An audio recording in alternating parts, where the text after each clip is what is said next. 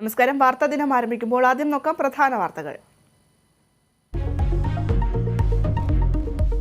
കർണാടക മുഖ്യമന്ത്രിയായി സിദ്ധരാമയ്യ. പങ്കിടൽ വ്യവസ്ഥയില്ല. DK ശിവകുമാർ ഏക ഉപമുഖ്യമന്ത്രി. സത്യപ്രതിജ്ഞ ശനിയാഴ്ച. നാളികേരമുടച്ചും പടക്കം പൊട്ടിച്ചും ആരാധകരുടെ ആഘോഷം.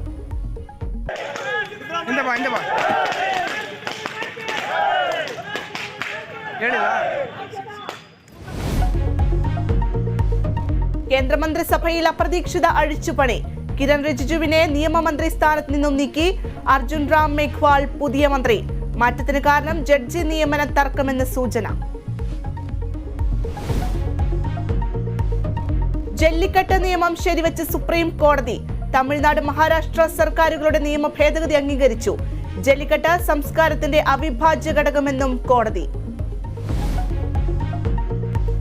എറണാകുളത്ത് പട്ടാപ്പകൽ KSRTC ബസ്സിൽ നഗ്നതാ പ്രദർശനം.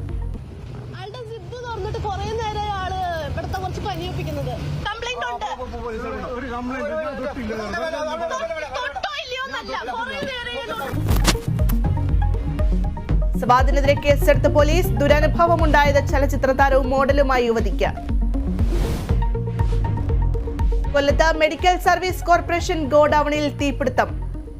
10 കോടിയിലധികം രൂപയുടെ നാശനഷ്ടമുണ്ടായതായി വിലയിരുത്തൽ. അന്വേഷണം ആരംഭിച്ച അഗ്നിശമന സേന വിഭാഗം.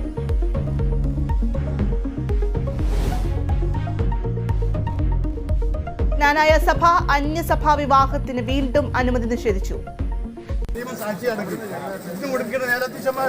ഈ പിള്ളേരുടെ കണ്ണീരിന്റെ വില കൊടുക്കേണ്ടി കണ്ണീരിന്റെ വില കൊടുക്കേണ്ടി വരും.